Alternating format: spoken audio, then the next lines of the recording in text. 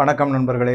தமிழகத்தில் தமிழக வெற்றிக் கழகம் 108 சீட்டில் வெற்றி பெற்று எப்படியோ சில அரேஞ்ச்மெண்ட் எல்லாம் செஞ்சு சில முன்னெடுப்புகள்லாம் செஞ்சு ஆட்சியிலையும் உட்காந்துட்டாங்க.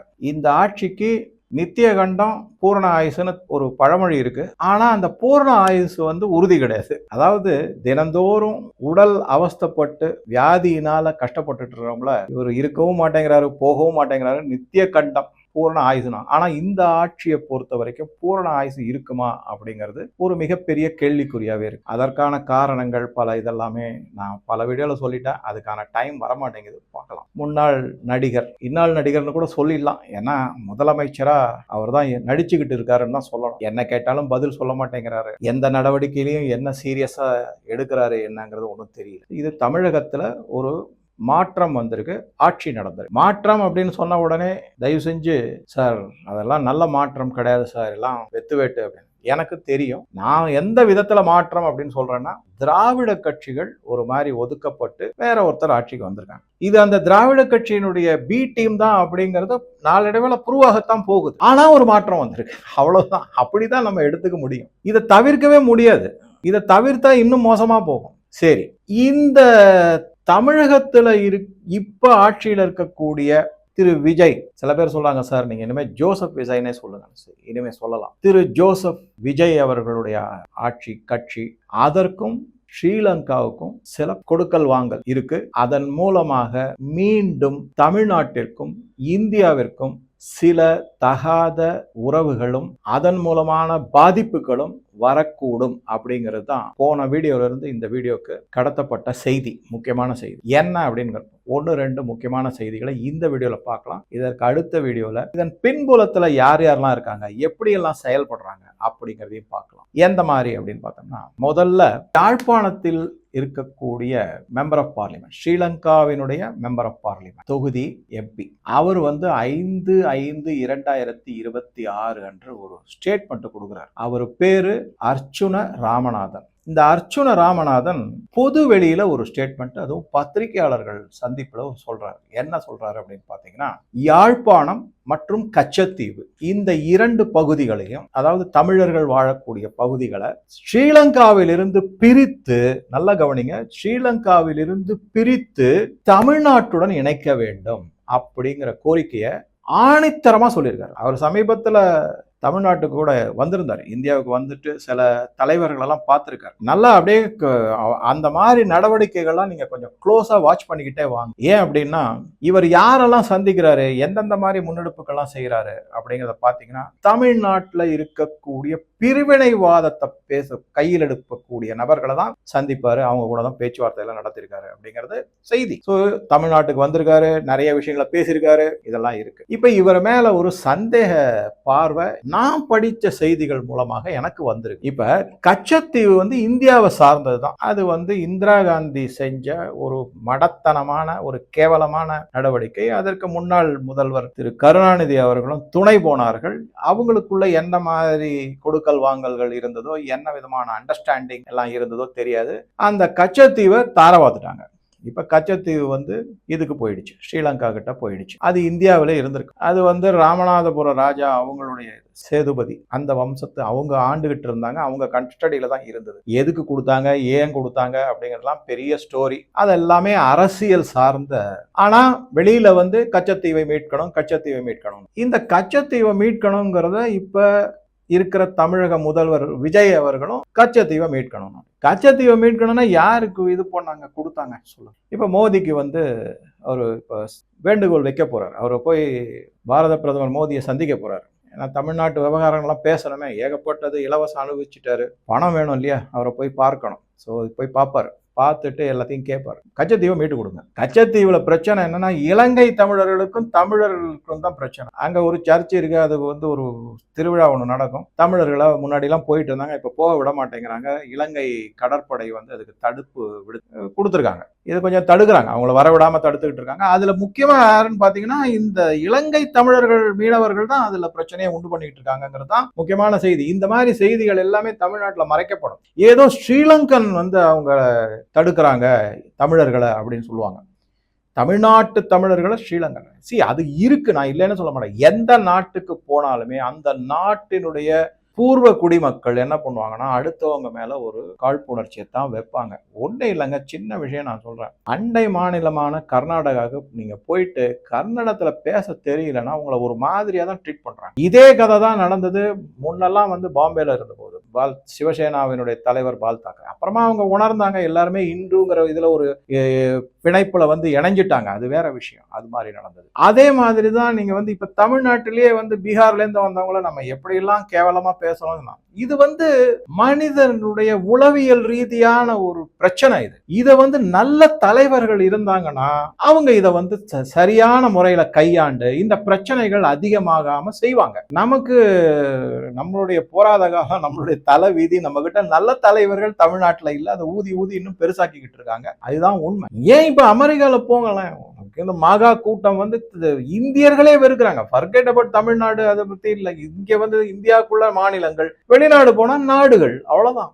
அங்கேருந்து விரட்டி அடிக்கக்கூடிய நிலைமையில இன்னைக்கு இருந்துகிட்டு இருக்கு. சரி, இது ஒரு பக்கம். இதை நான் எதுதான் சொல்ல வரேன்னா, கச்சத்தீவை பத்தி Yazhpanam member of parliament Archuna Ramanathan சொன்னதுல எனக்கும் உடன்பாடு உண்டு. அது நம்ம நாட்டை சேர்ந்தது, பை மிஸ்டேக் அங்க போயிடுச்சு, அதை வாங்க. ஜாஃப்னா எப்படி நீங்க கேக்குறீங்க?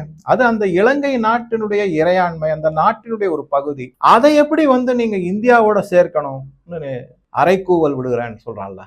அப்பனா அந்த இடத்துல அடிநாதமா நம்ம புரிஞ்சுக்க வேண்டியது, இந்த ரீட் இன் பிட்வீன் த லைன்ஸ்ல என்ன அப்படின்னா, ஸ்ரீலங்காவில் மீண்டும் பிரிவினைவாதம் தலை தூக்குகிறது அப்படிங்கிற செய்தியை நம்ம உணரணும். ஸ்ரீலங்கால பிரிவினைவாதம் தலை தூக்குனாக்க அது அப்படியே இந்தியாவில் இருக்கிற தமிழ்நாட்டுக்கு வரும். தமிழ்நாட்டில் இருக்கிற பிரிவினைவாதிகள் உடனே அதை முன்னெடுப்பாங்க. ஸோ இவங்களுடைய ஐடியா என்னன்னா, ஜாஃப்னா போன்ற தமிழர்கள் வாழும் ஸ்ரீலங்கால இருக்கக்கூடிய பகுதிகளை தமிழ்நாடோட இணைத்தால் நாளைக்கு தமிழ்நாடும் அந்த பகுதிகளும் சேர்ந்து தனி நாடாக பிரிவினைவாதத்தை முன்னெடுக்கிறதுக்கு வசதியா இருக்குங்கிறது தான் இவங்களுடைய முன்னெடுப்பு. எல்லாமே இதை நம்ம கொஞ்சம் புரிஞ்சுக்கிட்டோம்னா நமக்கு நல்லது. பிரிவினைவாதத்தை பேசுறதுனால எதுவும் ஆக போறது கிடையாது.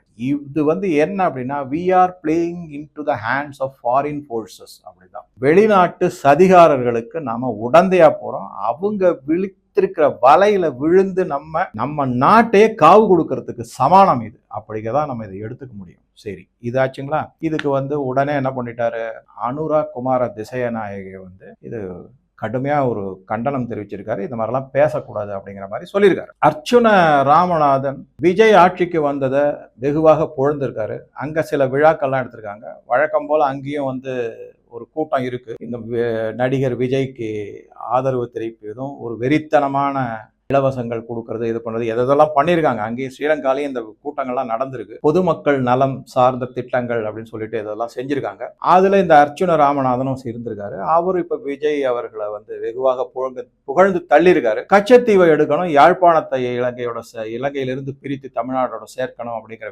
வேண்டுகோள்லாம் வச்சிருக்காங்க. இங்கதான் முக்கியமான பாயிண்ட் இடிக்குது. நான் ஏற்கனவே ஒரு வீடியோல சொல்லியிருந்தேன், திரு அண்ணாமலை அவர்கள் மே மாதம் 3ஆம் தேதி, அதாவது இந்த எலெக்ஷன் ரிசல்ட் எல்லாம் வருவதற்கு முன்னால இலங்கையில நாம் 200 என்று ஒரு நிகழ்ச்சி நடந்தது. அது ராமாயணத்தை பத்தி. அதுல கம்பவருதி ஜெயராஜ் அவர்களுடைய தலைமையில நடந்த அந்த விழாவுக்கு போயிருந்தாருன்னு. அந்த விழாவிலே நீங்க பாத்தீங்கன்னாக்கா தெரியும், ராமாயணத்துல சில பகுதிகளை மீண்டும் மீண்டும் எடுத்து அனுராக் குமார திசைநாயகி இலங்கை அதிபர் அந்த விழாவுக்கு வந்திருந்தாரு. அவருக்கு அதை மீண்டும் மீண்டும் எடுத்து சொல்வது போல சொல்லி இருந்தாரு அண்ணாமலை அப்படிங்கிறதெல்லாம் பார்த்தோம்.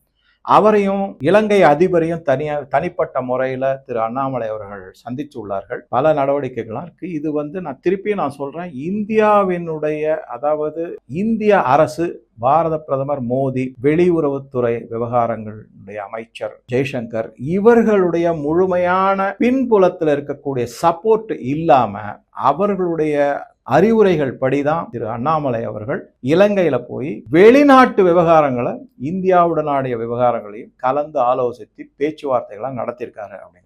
அந்த பர்மிஷன் இல்லாம செய்ய முடியாது, செஞ்சிருக்காங்க. ரைட், சரி. இந்த மாதிரி இதை எல்லாமே ஆக மொத்தம் என்ன நமக்கு தெரியுதுன்னா, ஒருத்தர் யாழ்ப்பாணத்து கச்சத்தீவு எல்லாத்தையும் சேர்க்கணுங்கிறாரு. அவர் இந்தியாவில சில பேரை மீட் பண்றாரு. இந்திய அரசுக்கு உளவுத்துறை மூலமாக பல தகவல்கள் தெரிஞ்சிருக்கு. ஆக மொத்தம் ஏதோ ஒரு தகாத செயல் இந்தியாவிற்கு கேடு விளைவிக்கக்கூடிய, குறிப்பா தமிழ்நாட்டுக்கும் இலங்கை வாழ் தமிழர்களுக்கும் மீண்டும் கேடுகள் விளையக்கூடிய வகையில சில நடவடிக்கைகளை எடுத்துக்கிட்டு இருக்காங்க அப்படிங்கிறது நமக்கு தெளிவா தெரியுது. சரி, பல துன்பியல் நிகழ்வுகள் 18/5/2019 நடந்தது. அது எல்லாருக்குமே அதாவது ஜெனோசைடு அப்படின்வாங்க. முதல்ல சொன்னாங்க 60,000 பேர் இறந்தார்கள்னு, அப்புறம் அது 75 ஆச்சு.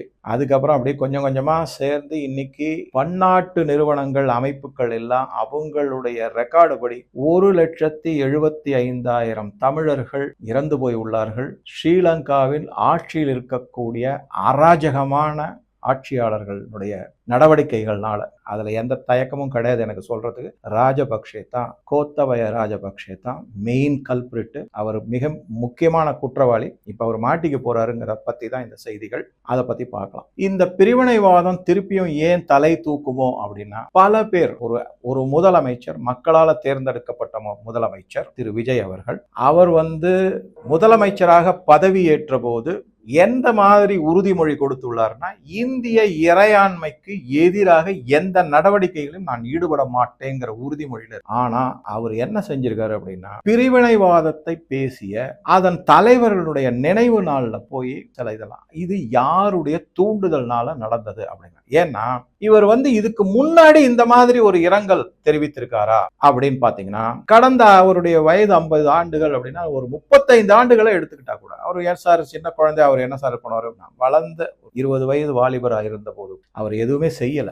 நல்லா புரிஞ்சுக்கங்க. சரி, கடந்த 5 ஆண்டுகள் ஏதாவது செஞ்சிருக்காரா? அரசியல் கட்சி ஆரம்பித்த பிறகு இரங்கல் தெரிவித்திருக்காரா அப்படின்னா கிடையாது. இப்ப இரங்கல் தெரிவித்திருக்காரு. அந்த பிரிவினைவாத இலங்கை தமிழர்களுடைய தலைவருக்கான இறந்து போன நாட்களை முன்னிட்டு அப்படிங்கிற போது, யாரோ இந்தியாவிற்கு எதிரான, தமிழ்நாட்டிற்கு எதிரான விஷமிகள் விஜயின் பின்னால் இருந்து தூண்டி விடுகிறார்கள் என்று நமக்கு படுகிறது. இதுதான் முக்கியமான செய்தி. இன்னொரு விஷயம் பார்க்கலாம். நான் சொன்னேன், ஈஸ்டர் 2019 தற்கொலை படையினரால சில தகாத நிகழ்வுகள், கொடூர நிகழ்வுகள்லாம் வரிசையா 6 தேவாலயங்கள்ல நடத்தப்படும். அப்ப அதை எப்படி திசை திருப்பினாங்க அப்படின்னா, எல்லாரும் நம்ம எல்லாம் மறந்துருப்போம். கொஞ்சம் எடுத்து பழைய ரெக்கார்டு இதெல்லாம் எடுத்து படிச்சு பாருங்க. நானும் படிச்சேன். எல்லாத்தையும் தரோவா அனலைஸ் பண்ணி ரிசர்ச் பண்ணதுக்கு அப்புறமா தான் இந்த வீடியோ உங்க கூட பிரசன்ட். அதுல என்ன சொல்லியிருக்கு அப்படின்னா, முதல்ல இந்த மாதிரி ஒரு நிகழ்வு நடக்கக்கூடும் அப்படிங்கிற உளவுத்துறை தகவல்களை இந்தியாவுக்கு வந்திருக்கு. அப்ப ஆட்சியில் இருந்த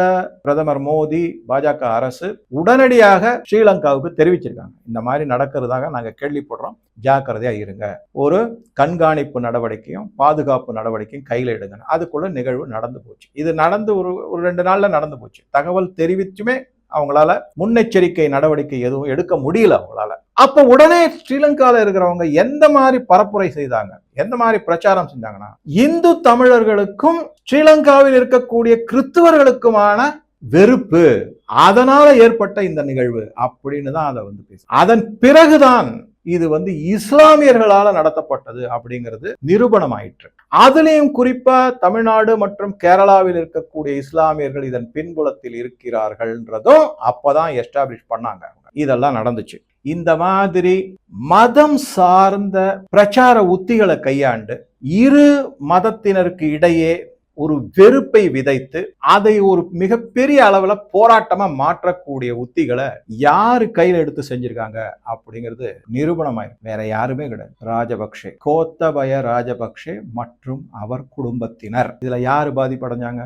செஞ்சது ஒருத்தர், இஸ்லாமிய மதத்தை சார்ந்தவர். ஆனா பழி யார் மேல போச்சு? ஹிந்து தமிழர்கள், இலங்கை தமிழர்கள் மேல பழி சுமத்து. அதுக்கப்புறம் அதுல இருந்து எப்பவுமே ஒருத்தனை திருடன்னா, நான் திருடன் இல்லைன்னு ப்ரூவ் பண்ண வேண்டியது அவனுடைய கடமையாயிடும். அதுக்காக அவன் ரொம்ப பிரயத்தனப்படணும். அந்த மாதிரி நிலைமைக்குத்தான் கொண்டு வந்து தள்ளப்பட்டார்கள் இலங்கை தமிழர். அதுக்கப்புறம் ப்ரூவ் ஆர்ஜி, அதெல்லாம் வேற விஷயம். சரி, இதுக்கு எதை காரணமா சொல்றாங்க, எந்த மாதிரி எல்லாம் சொல்றாங்க அப்படின்னா, ராஜபக்சே சமீபத்துல இந்த சுரேஷ் சல்லி, முன்னாள் ரிட்டையர்டு மேஜர் ஜெனரல் சொன்னீங்களா, அவரு தான் உளவுத்துறை, அதாவது அவர் ஆர்மியில இருந்தாரு. மஹிந்த ராஜபக்சே தேர்தல்ல வெற்றி பெற்று அதிபர் ஆன உடனே அதே சுரேஷ் சல்லியத்தான் இன்டெலிஜென்ஸ் சர்வீஸுக்கு, ஸ்ரீலங்கன் இன்டெலிஜென்ஸ் சர்வீஸ், SIS சொல்லுவாங்க, அதற்கு தலைமை பொறுப்புல அவரை பதவியில வச்சுட்டாரு. இப்ப அவர் அரெஸ்ட் பண்ணி உள்ள வச்சிருக்காருன்னு போன வீடியோல பார்த்தோம். மஹிந்த ராஜபக்சே போய் சுரேஷ் சல்லிய பார்த்திருக்காரு. மஹிந்த ராஜபக்சே மட்டும் இல்ல, அவர் கூட சேர்ந்து, உங்களுக்கு ஆச்சரியமா இருக்கும், நான் படிக்கிறேன் பாருங்க, அது அப்படியே நியூஸ் வயர் அப்படிங்கிற இதுல இருந்து இதை எடுத்தேன். Easter probe CID tells court that Mahinda Rajapaksa then Basil Rajapaksa Namal Rajapaksa குடும்பம் போய் அது பாருங்க, according to the submission made by the attorney general department, Pillayan அப்படிங்கிற ஒருத்தரையும் இவர் போய் பார்த்திருக்காரு. அந்த பிள்ளையன் அப்படிங்கிறவர் வந்து இந்த சுரேஷ் சல்லியோட ஒரு கூட்டு சதியில ஈடுபட்டு தேவாலயங்கள்ல இஸ்லாமியர்கள் பயங்கரவாத குழுக்களை வச்சு இந்த கொடூர நிகழ்வை நடத்தியிருக்காங்க. இந்த பிள்ளையனை ஏற்கனவே அவர் அரெஸ்ட் பண்ண போது என்ன சொல்லியிருக்காங்கன்னா, இப்போதைக்கு நீ ஜெயிலுக்கு போயிடுப்பா, மஹிந்த ராஜபக்ஷே அதிபராக தேர்தல் முடிஞ்சு வந்த உடனே ஒரு வாரத்துல ஒன்ன வெளியே கொண்டு வந்துருவோம் அப்படிங்கிற உறுதிமொழியை கொடுத்திருக்காங்க. இந்த பிள்ளையனை மீட் பண்ணதுக்கு அங்க இருக்கிற ரெக்கார்டு, அங்க இருக்கிற சிசிடிவி இதெல்லாம் வந்திருக்கு, பத்திரிகையில செய்தியா வந்து. இந்த மாதிரி தகவல்கள் எல்லாத்தையும் criminal investigation department of Sri Lankan police CID அவங்க கோர்ட்டுக்கு இந்த தகவல் எல்லாத்தையும் சொல்லி, இந்த மாதிரி இந்த ராஜபக்ஷ குடும்பம் இதுல முழுமையாக ஈடுபட்டு இருக்காங்க, அவங்களுடைய சதி திட்டம் தான் இது, இது அனாவசியமாக இலங்கை வாழ் தமிழர்கள் மீது சுமத்தப்பட்ட குற்றம், இது அவங்களுக்கு இதுக்கு சம்பந்தம் இல்லை, ஆனா இதன் பின்புலத்துல இவர்கள் செய்த சதியில ஈடுபட்டிருப்பது எல்லாமே இஸ்லாமிய பயங்கரவாத மக்கள், இஸ்லாமியர்களுக்கும் கிறிஸ்துவர்களுக்கும் ஒரு வெறுப்பு உணர்ச்சியை கொண்டு வரணும், அதன் மூலமாக ஒரு குழப்பத்தை கொண்டு வரணும், அதன் மூலமாக போராட்டங்களை வெடிக்க வைக்கணும், அதன் மூலமாக ஜென்ஸ் இசட கிளப்பி விட்டு அவங்கள இந்த ராஜபக்ஷேக்கு ஓட்டு போட்டு தேர்தலில் வெற்றி அடை வைக்க வேண்டும் அப்படிங்கறதா முக்கியமான செய்தின்னு கோர்ட்ல இப்ப சொல்லியிருக்காங்க. நாளைக்கு இந்த சுரேஷ் சல்லி வாயை திறந்து ஆமா இந்த ராஜபக்சே சொல்லிதான் நான் செஞ்சேன், நான் அப்ரூவர் ஆகிறேன் அப்படின்னு சொன்னா ராஜபக்சேக்கு மிகப்பெரிய தண்டனை காத்திருக்கிறது. சரி, அதுக்கு அவர் என்ன செய்ய போறாரு அப்படின்னா, மீண்டும் பிரிவினைவாதத்தை தூண்டுகிறார். இதற்கு சில இலங்கை வாழ் தமிழர்களும் துணை போகிறார்கள். இதன் பின்புலத்துல என்னென்ன மாதிரி நிகழ்வுகள்லாம் இருக்கு, என்னென்ன காரணங்கள்லாம் இருக்கு அப்படிங்கறத அடுத்த வீடியோல உங்க கூட நான் ஷேர் பண்றேன். பல தகவல்கள் இருக்கு. இந்த வீடியோ பற்றிய உங்க கருத்துக்களை பதிவிடவும். நன்றி, வணக்கம்.